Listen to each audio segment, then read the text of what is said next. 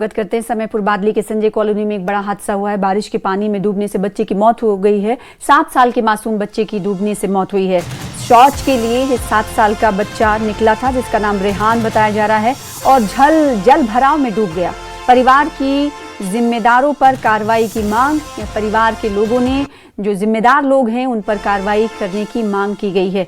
ये देखिए समयपुर बादली की तस्वीर दिखा रहे हैं। ये तस्वीर जो एम्बुलेंस गाड़ी जो है आप देख रहे हैं, इसमें एक बच्चे को ले जाया जा रहा है क्योंकि इस बच्चे की डूबने से मौत हो गई है। बारिश के पानी से डूबने से मौत हुई है। 7 साल का ये मासूम था जिसका नाम रेहान बताया जा रहा है। कहा जा रहा है कि ये टॉयलेट के लिए, शौच के लिए निकला था। 7 साल का मासूम रेहान जो कि जल भराव होने की वजह से, वाटर लॉगिंग होने की वजह से डूब गया।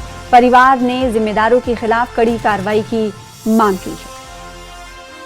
तो 7 साल का रेहान वाटर लॉगिंग की वजह से डूब गया है। ये हृदय विदारक तस्वीरें आपको दिखा रहे हैं। बारिश इतनी कि वाटर लॉगिंग हुई और वाटर लॉगिंग की वजह से 7 साल के मासूम रेहान की मौत हो गई। जिस बॉटल को शौच के लिए लेकर पहुंचा था, बॉटल तो वैसी दिखाई दे रही है लेकिन रेहान का कुछ पता नहीं चला। तो घर वालों ने ढूंढा, फिर उसके बाद पता चला कि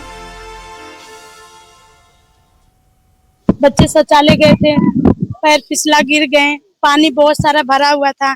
यहाँ किसी चीज का सुविधा है नहीं। ये रोड खराब है, नाला है, रोड खराब है, नाला खला। आज हमारे बच्चे के साथ ये हादसा हुआ है, कल किसी और के साथ होगा। जब ये सुविधा कोई है नहीं तो बच्चे गिरेंगे, पड़ेंगे, मरेंगे, क्या होगा। हम ये लापरवाही सरकार को मानते हैं। जिम्मेदार लोगों के खिलाफ कार्रवाई की मांग कर रहे हैं परिजन। हमारे साथ फोन पर दीपक बिष्ट जुड़े हुए हैं। दीपक बिष्ट से पूरे मामले को समझने की कोशिश करेंगे। कितना बड़ा ये नाला था या फिर वाटर लॉगिंग थी दीपक, जिसकी वजह से एक बच्चे की जान चली गई? काफी मार्मिक है क्योंकि जिस तरह से एक मासूम बच्चा जो अपने परिवार के लिए यहाँ पर रहता था परिवार के साथ, और 7 साल का रेहान जिसके बारे में ये बताया गया कि आज सुबह वो निकला था तो उस दौरान शौच के लिए निकलने के वक्त जल भराव में वो डूब गया।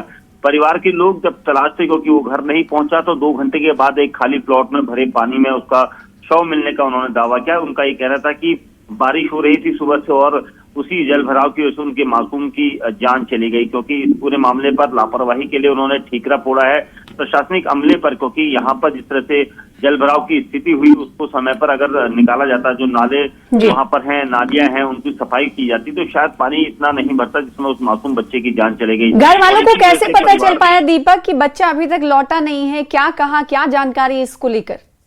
कितनी देर बाद उन्हें मालूम चला कि उनका बच्चा घर नहीं आया? आज सुबह शौच के लिए वो निकला था बताया जा रहा है। तो खाली प्लॉट वहां पर कई जगह वो होते हैं, लेकिन जब सुबह से बारिश हो रही थी तो उन प्लॉट्स में पानी भर गया था और 2 घंटे तक जब बच्चा घर नहीं लौटा तो परिवार को लगा कि कहीं कोई हादसा ना हो गया हो या कहीं बच्चा चला ना गया हो, जिसके बाद उसे तलाशने की कोशिश की गई तो मासूम का शव एक खाली प्लॉट में भरे पानी में मिला है। उनका ये कहना है कि वहां पर पानी था, जल भराव था जिसमें उनके मासूम बच्चे की जान चलेगी। और ये लापरवाही यहाँ पर उन्होंने प्रशासनिक अमले पर यहाँ पर जताई है क्योंकि उनका कहना था कि अगर जल भराव नहीं होता तो मासूम बच्चा जीवित होता। लेकिन फिलहाल समयपुर बादली पुलिस इस पूरे मामले में जांच कर रही है। जी, तो जांच का ये पूरा मामला है, जांच तो की जाती रहेगी और जांच की जाती है अक्सर, लेकिन सबसे अहम सवाल ये है कि बेसिक फैसिलिटीज अभी लोगों को, राजधानी दिल्ली जैसे समयपुर बादली की एक घटना है जहां पर लोगों के पास बेसिक फैसिलिटीज नहीं है। घर का रोटी कपड़ा मकान कहा जाता है, तो उससे जुड़ी हुई ये मार्मिक तस्वीर है जिसे देखकर ये हृदय विदारक घटना है जिसमें 7 साल के मासूम की मौत हो गई। घर वाले, परिजन प्रशासन पर इस की गलती, इसकी जिम्मेदारी प्रशासन की समझ रहे हैं और इस पूरे मामलों के लिए उन्हें जिम्मेदार ठहरा रहे हैं, कटघरे में खड़ा किया जा रहा है।